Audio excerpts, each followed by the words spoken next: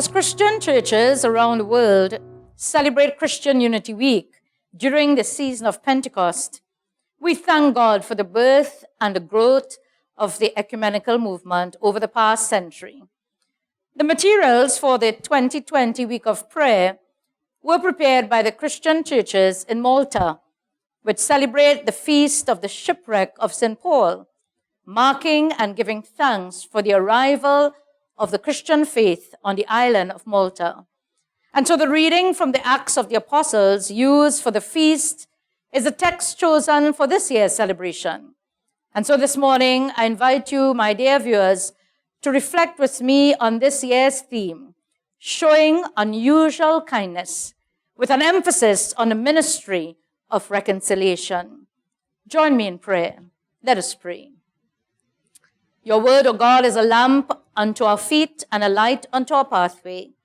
Let now your word pierce our very hearts, that we might be transformed by your word. And let the words of my mouth and the meditation of all our hearts here be acceptable in thy sight, O Lord, our strength and our Redeemer, for Christ's sake. Amen.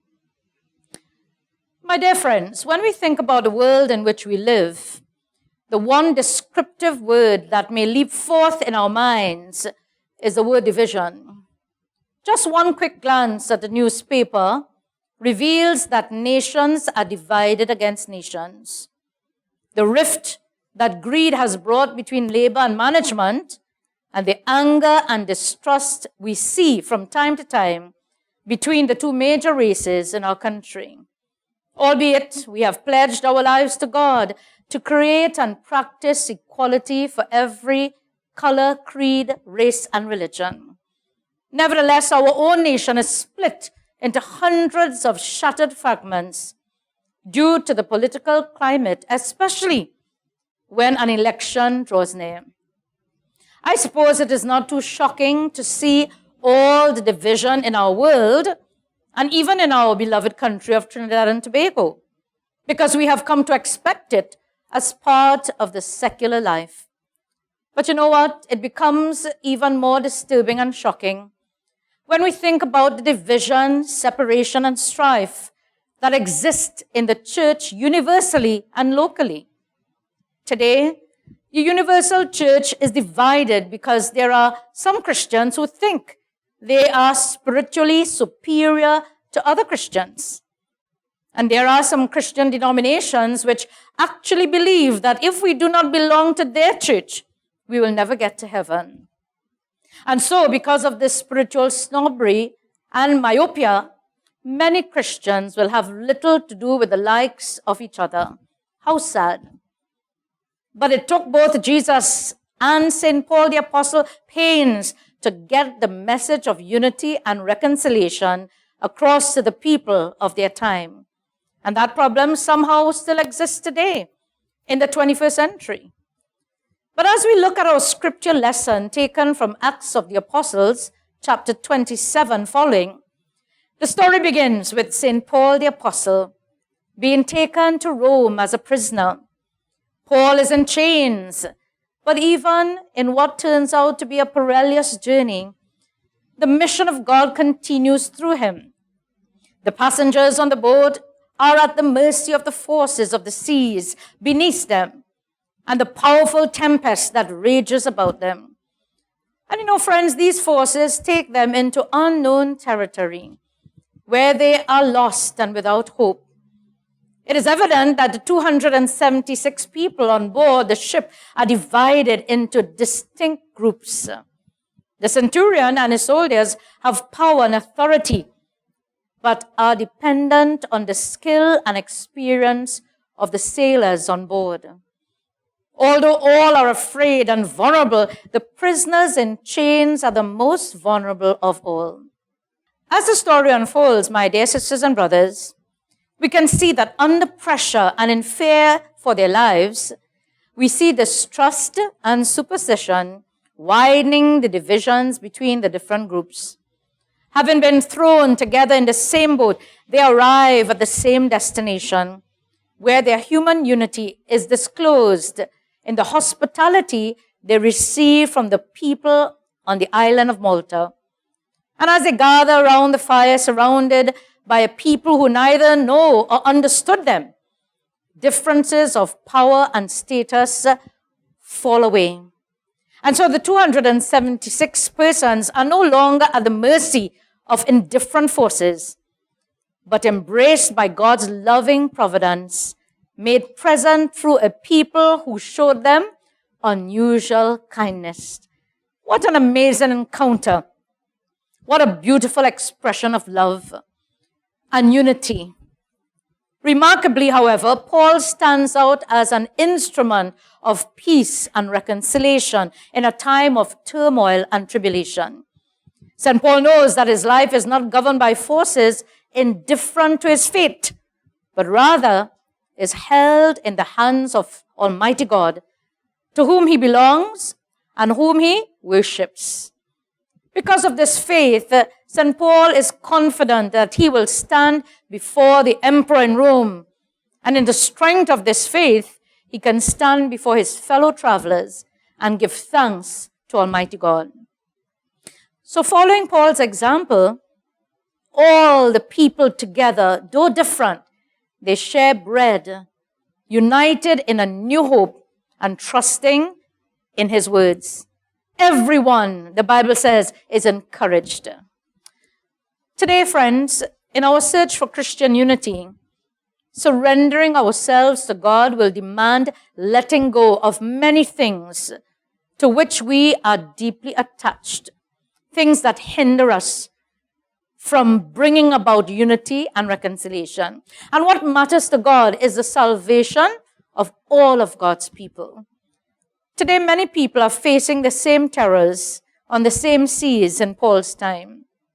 In other parts of the world, many others are making equally dangerous journeys by land and sea to escape natural disasters, warfare, and poverty. Their lives, too, are at the mercy of immense and emotionless and sometimes indifferent forces, not only natural, but political, economic, and human. And this human indifference takes various forms. As Christians together facing these crises of migration and a global pandemic, this story in Acts of the Apostles challenges us to ask the question, do we as Christians display an attitude of hostility or hospitality, showing unusual kindness, becoming witnesses of God's loving providence to all people? That's a good question for us to ponder during this Christian week of unity in this season of Pentecost.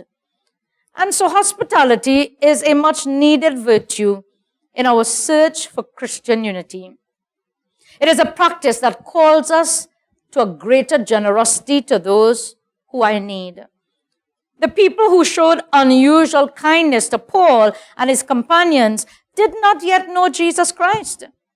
And yet, it is through this unusual kindness, this hospitality, that a divided people are united and reconciled. My dear brothers and sisters, our own Christian unity will be discovered not only through showing hospitality to one another, important though this is, but also through loving encounters with those who do not even understand our language, who don't understand our culture or even believe what we believe. They may not have the faith that we practice. But yet, in such tempestuous journeys and encounters, God's will for his church and all God's people will come to fulfillment. As Paul will proclaim in Rome, this salvation of God has been sent to all peoples. And that's why we can hear in one of Paul's letters to the Corinthians, therefore, if anyone is in Christ, there is a new creation. Everything old has passed away. Everything has become new.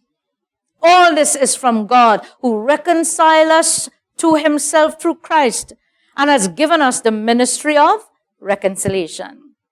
And so in 2 Corinthians chapter 5, the Apostle Paul sets forth the heart of the gospel. He makes it clear that the justification God offers to sinful people is a gracious gift that they do not deserve.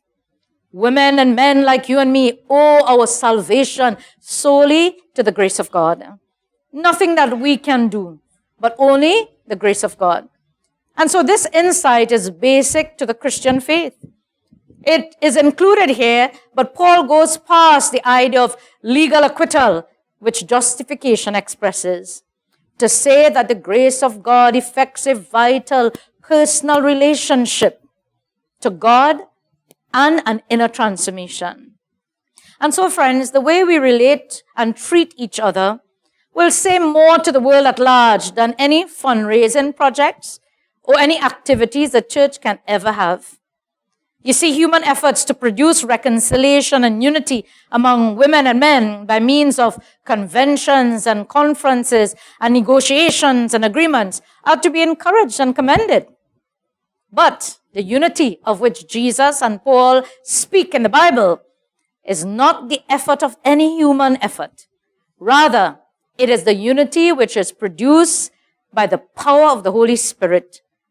And this is characteristic of the Spirit's distinctive mission in God's redemptive plan.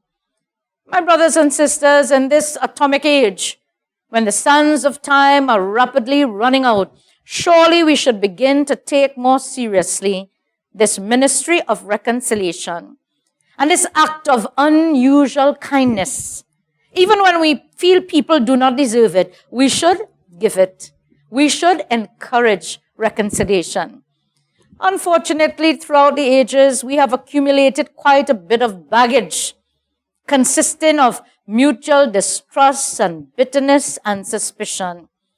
Thank God that through the unity of the Holy Spirit in the bond of peace, our Christian unity encourages us to seek mutual forgiveness, reconciliation, and acceptance. We must not allow the baggage of distrust and bitterness and suspicion to hinder us from drawing closer to one another. And therefore, in conclusion this morning, our response as Christians should never be one of hostility, but one of hospitality to all God's people, whether or not they share our views, our culture, our way of life, or even our beliefs. So let us let go of any baggage that hinder us from demonstrating unusual kindness, and let God take control of our lives today. In the name of God, our Creator, Jesus Christ, our Savior, and the Holy Spirit, our teacher and guide. Amen.